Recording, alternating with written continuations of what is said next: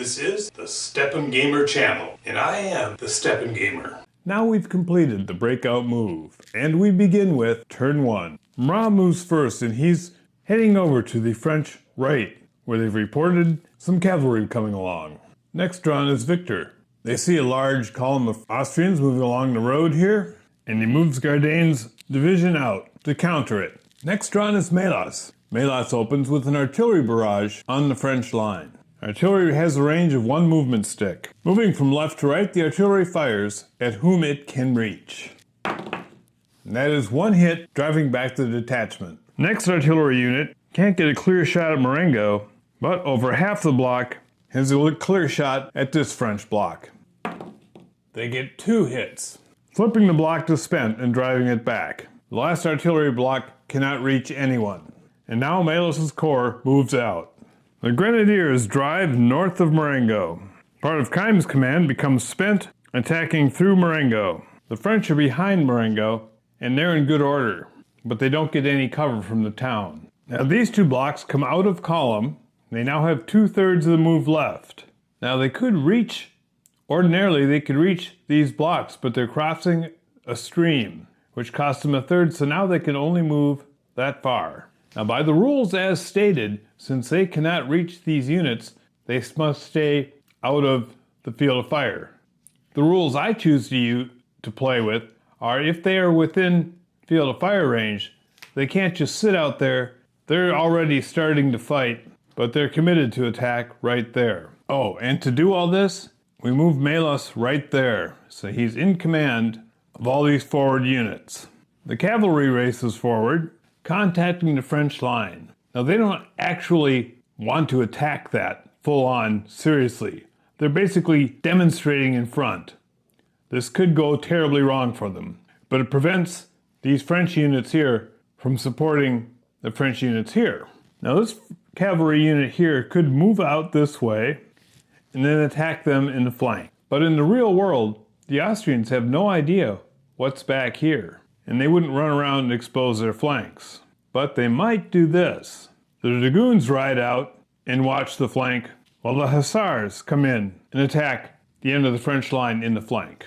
The rest of Melas' command moves forward, comes out of column into line, and they are ready to support. Next drawn is Lannes. This is Lannes right here and here. Lannes is going to fall back from the French cavalry. Now this might look like the French cavalry ran all the way up there and it stopped and stood there while Lannes moved back. But of course that's silly, that's not what happened. The movement is simultaneous. Nothing is truly simultaneous. Initiative depends, and what you really need to look at is these guys got this far, they're trying to contain these guys from attacking here. These units fell back. They weren't going to die on that ground right there. So essentially both sides got what they wanted. They fell back in order, and these cavalry essentially maneuvered them out of position. This is what I call implicit combat. There was combat going on here. There were shots exchanged, but nothing happened that was going to reduce someone to spent or force them to retreat. That's explicit combat in the combat phase. And Lannes is now over here. Next drawn is Ott. Ott is here. His troops march like this. Next, O'Reilly is drawn. He races out. Now positioned, everyone's in combat command.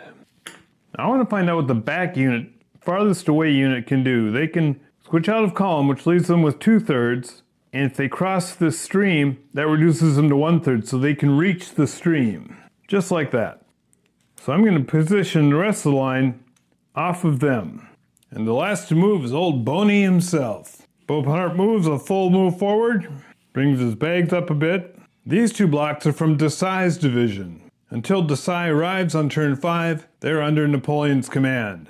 All the units have to start in line formation of the French. So they spend 1/3 getting into road column, leaving them 2/3 or 4/3 in road column, a move left.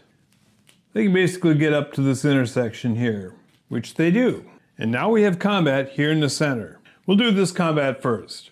Now the French are not in the town, they don't get cover. The Austrians aren't defending in the town, they're attacking through it. So they both use a regular die.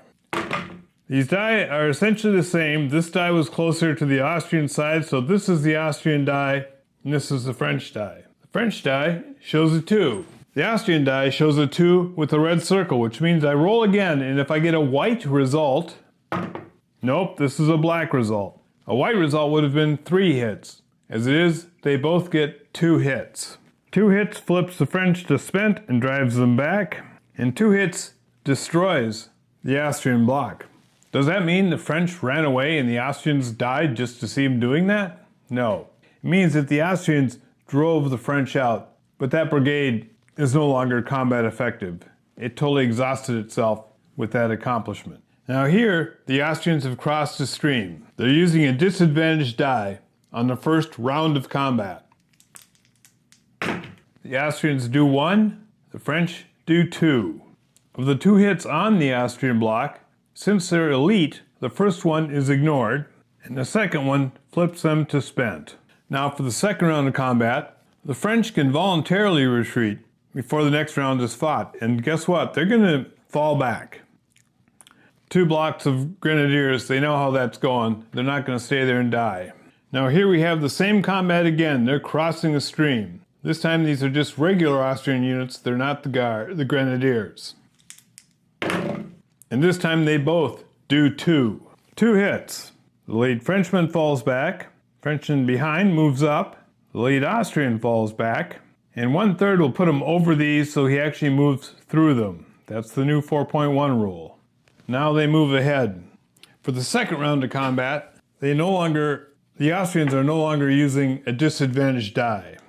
In realizing that these French fall back voluntarily, so they're not spent, that's also a 4.1 rule. If after combat, after the results are applied, you choose to voluntarily retreat, you're not automatically spent. That ends turn 1. On turn 2, Linné is drawn first. He sends his spent block into Castelcirolo and forms his line like that. Next drawn is Melas. Melas continues his forward drive, sending his cavalry wide around Castelcirolo. Then he moves the second line forward in support. He has 1 block occupy Marengo. His cavalry and his light troops remain in front of the French line. Next drawn is O'Reilly. O'Reilly has been given the task of occupying Castelcirolo. As the French are fast racing beyond the range of these artillery units behind the stream, they're following orders to come around. The other artillery battery positions itself north of Marengo. And last Odd is drawn, so all the Austrians have been drawn in one move. The Austrian artillery fires on Spinetta. Spinetta is cover, so it uses a disadvantaged die, but gets 2 hits. The detachment is driven back, and Ott's troops race forward, crashing into the remaining French line. Next is Bonaparte, and he tops the rise. And Monier's division that he commands, of Desai's corps, can reach the ridge in line formation. Next, Victor is drawn. This is Victor over here. He continues falling back. He can fall back that far to maintain his frontage, which he does. At this point, Napoleon is waiting, hoping somebody shows up to reinforce his units. In the meantime, he's buying time, dropping back. Last is Murat. He continues racing ahead, and his lead dragoons hit the French line. Now, falling back in the face of the enemy is never an easy operation. Victor now has 3 of 5 of his blocks spent. It should be great to unpack his bags and rally them. But once he unpacks his bags, he has to hold. Is he ready to do that yet? He's hoping he can reach this slope line here and set up a defensive line before unpacking his bags. Now we do have 2 combats. Here we have a straight up fight, 2 regular dice, 2 regular opponents. So these are both the same die, and I roll them at the same time, and the die that ends furthest this way is the Austrian die. Austrians do 2 hits, the French do 1. The French are spent and driven back. The Austrians are spent. And then we have the cavalry charge. The cavalry weights are the same, so there's no advantage. Austrians get a 0, the French get 1 hit. The Austrians elect to voluntarily fall back. That ends turn 2. We now begin turn 3. We shake up the chits again. This time Napoleon's drawn first, and he and his artillery occupy this ridgeline. Then Launay is drawn. He has one demi-brigade of Watrin's division holding Castelcicciolo. The rest of his line is forming up on this ridgeline with Napoleon. Next drawn is Murat. Now when playing solo, I rarely delay or won't make any rolls to alter turn order, but I'm going to try that now. Murat is going to try and delay, so he flips up, and he has a rating of 4, so he uses an advanced die, and he needs to get a white result to successfully alter turn order. It's a black result. He must move now. While Ravo's hussars have shown up, and they race all the way to there. He holds Kellerman in reserve, and chooses to believe the Austrian cavalry won't mess with him. Now, Melas is drawn. The first thing Melas does is bring his bags forward, and he moves his line forward to attack. Now here we have Melas's light troops. These are detachments. This group of detachments, now this block right here, are actually a regular block of dragoons. But the rest of these blocks are detachments, and they're just going to hold the flank on this side. I want to check the range with the artillery. If I have to fall back or open up a shot sleeve for the artillery, they can reach the French lines there. I'm thinking the French are going to hold here because this is the ridge line. Next drawn is O'Reilly. First thing I do is move the HQ up here, so these guys are all in command. And O'Reilly's going to begin the assault on Castelcicciolo. Maulendorf's hussars are going to position themselves like that to guard the flank. Now, if the French dragoons try and attack the flank, they're going to have to attack Maulendorf. Oh, and previously during Melas's activation, these are Melas's cavalry out here, these dragoons reform. And we'll place the hussars out front. Next drawn is Ott. Again, the 3 Austrian commands are all drawn at the same time. So they all go in a row. Schellenberg's troops are going to hit the French lines just like that. These detachments extend the Austrian right. Now these are all detachments, but Volgesang's demi-brigade under Ulm is full strength, and will bring the artillery forward. The last drawn is Victor. This is Victor's command here. Victor falls back to the ridgeline. There you go. There's a more accurate view of what's going on. Line of detachments, the artillery is moved to here. Ulm's demi-brigade is here, behind these light troops. And Victor has fallen back where he's got to fall back a full third. Now you might be asking, here's the ridgeline. How close do they have to be to the ridgeline to get the benefit? As long as the attacker is crossing the ridgeline in their field of fire, they get the benefit from the ridge. When you don't have hexes and you're dealing with real distances, that's how you do it. And here again, you have the case of the French being drawn last. So it looks like the Austrians ran up to them, attacked them, and they said, nah, we're going to fall back to here. When actually what happened is they were moving simultaneously, and by executing a kind of fighting withdrawal, the Austrians were unable to make a decisive attack. The French fell back in order. And the game shows this effect by saying they moved forward, but they never made a significant contact with the French lines. This was all battalion guns and skirmishers and whatnot. But now let's look at Melas's attack right here in the center. Now the French up on the hill will be using a regular die, and the Austrians will be using the disadvantaged die. The disadvantaged die gets a 0. The regular die does 2. That destroys the demi-brigade of Keims. But Keims going to keep pushing. This time neither affects a hit. Now after a round of combat, if the 2 opposing combatants are in contact, first the defender, then the attacker, has a choice of withdrawing. They stay and they're going to fight it out. And here they each do 1 hit. That's a retreat result on both sides. Now does this mean they ran together and then they ran away? No. What it actually shows is that neither was able to gain an advantage. And in the following turn, whichever one, depending on the chit draw, they can decide if they want to attack or fall back. In this case, this detachment is still here. But guess what? The detachment is going to fall back as well. Detachments have no spent sides, so they can fall back. Now the French artillery is able to open up on the Austrian lines. Here we go to the Austrian grenadiers assaulting Watrin's division. The same disadvantaged dice for attacking up the hill goes to the Austrians.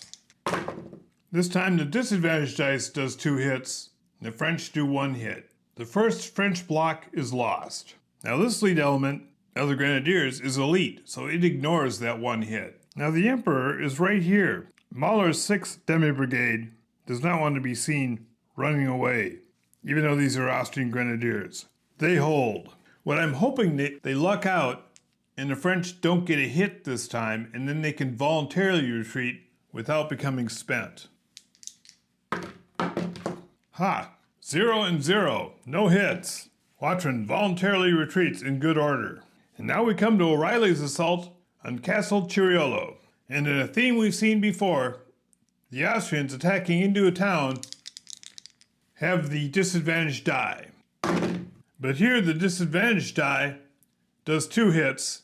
The regular die does 0 hits. Watrin loses another demi-brigade. These 2 blocks are decisive troops under Napoleon. And that ends turn 3. Now we put the chits back in the cup, shake it up, and start turn 4. Midday. First drawn is Victor. He is here. Now does he want to hold? He's going to refuse his left. His spent troops are going to occupy this town with a detachment. He's going to send a detachment over towards his left flank and move this demi-brigade to reinforce the line. Next drawn is Lannes. Now here Watrin is behind the ridge. He can't gain the ridge without coming into the field of fire of the Grenadiers. They're going to attack. His whole corps is attacking, what's left of it, counterattacking the Grenadiers. Now Napoleon could fire his artillery. Well, he's not moving yet. Except now I've just drawn him and he is moving. He's going to maintain the line. He's going to reposition slightly like that, protecting the flanks on both sides. And now O'Reilly is drawn. Flush with the success of clearing Castle Ciriolo, he pushes through the town like that. And he has his hussars cover his left flank. And now Marat is drawn. He's right here. The French player is worried about where the line might break or might hold. He doesn't want to commit Kellerman's heavy cuirassiers yet. He'll move them there. They stay up on the ridge line. Champeau's dragoons fall back. Now there's a ridge line in between here, so there's no field of fire reaching them. They can go back that far. And Rivault's men move forward behind the river. Melas is drawn, and he knows it's now or never. Keim climbs up the hill and charges the artillery. The remnants of Haedek's division flank the artillery. Now here we have the Councillor Guard, but in this position they're outflanked. And now his artillery is finally along the road in road column, and they get to right there. And now Ott is drawn. That's these troops here. Schellenberg's troops attack on the right of the main attack by Melas. And the whole Austrian right advances forward, but stays out of the field of fire of the French. In fact, they're going to anchor their line on the town of Lida. And Melas moves his forward artillery over to his left. That's midday movement. Let's drop down for midday combat. First we have Melas' attack here in the center. Now it's a flank attack, so the French use a disadvantage die, the Austrians use the advantage die. I'm going to roll these, but they're attacking artillery, and artillery fires first. So we take the casualties out of from the artillery fire before we resolve the rest. Okay, the artillery fire is ineffective. The Austrians do 2 hits. The artillery is pulled back, and the Councillor Guard falls back as well because they're not going to stay and try to make it in an outflank position. They're brave. They're not stupid. Before I forget, we'll do Ott's assault on the French. Now here, because they're in a town, Ott is attacking with the disadvantaged die. But because the head French unit is a detachment, it uses a regular die, but on a hit, which is a white result, it only does 1 hit. It can't do 2 or 3 hits. So it's a white result, so they do a hit, and the French, or the Austrians, do a hit. The hit destroys the detachment, and the detachment's 1 hit flips the lead Frenchman to spent. The French like being in cover, so the spent block of light troops moves into the town. Now it's serious. They both do 2 hits. Both of these are with the red circle, so if I roll a white result on either of them, it's 3 hits. 2 more white results. Wow. And this is a disadvantaged die. It only took 2 to destroy either of these blocks, so after heavy fighting, only the Austrians are left. Now we come to the Grenadiers' assault. And actually, the Grenadiers were just here, and it was the French that assaulted them. Because the defenders are lower than the attackers, the attackers are attacking downhill at the defenders. Neither side is disadvantaged. Regular dice. This is the French die, the Austrian die. The Austrian die is 2 with the red circle. That was a black circle, so it's just 2 hits. Austrians do 2 hits, the French do 1 hit. 2 hits drives back the French, 1 hit is ignored by the Grenadiers. The French player moves forward and continues the combat. The Austrians do 1 hit, the French do 2 hits. And these troops are spent. The Grenadiers already absorbed their hit last round, so now these Grenadiers are destroyed. And the French fall back from that, because a spent unit fighting a fresh Grenadier that still has its elite free hit, we know how that's going to go. And last we'll do O'Reilly's attack. He is attacking uphill, he does get the disadvantaged die. The French die is a 0. The disadvantaged die is a 2 with a red circle. Will they do 3 damage?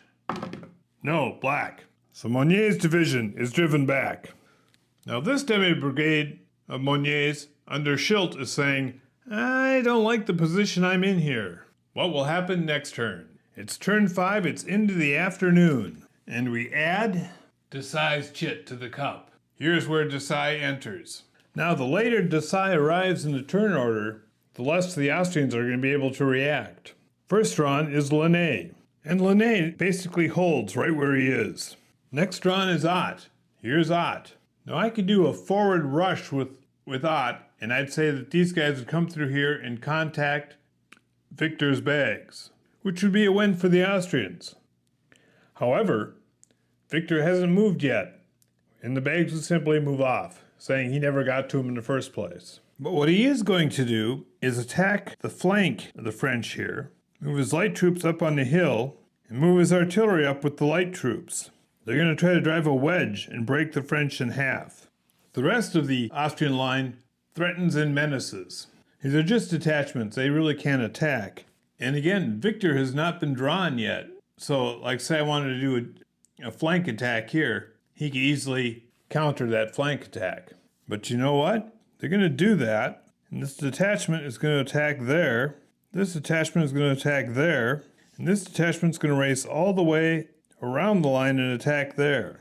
Now I expect these 2 attacks to fail miserably, but they're just occupying that line so I can get this attack. That was Ott. Next drawn is O'Reilly. O'Reilly will not be denied, and he keeps pushing forward. Next drawn is Murat. Murat pulls these dragoons out of there. We square up these 2 blocks, and Kellerman's cuirassiers have had just about enough of this, and they flank O'Reilly. Next, Bonaparte is drawn. He continues to fall back. Now Victor is drawn. He continues to fall back. Now here I want to show you something else you can do here. When these troops fell back, they have to end their move outside of an enemy field of fire, which now they've done. Next, this detachment falls back to here.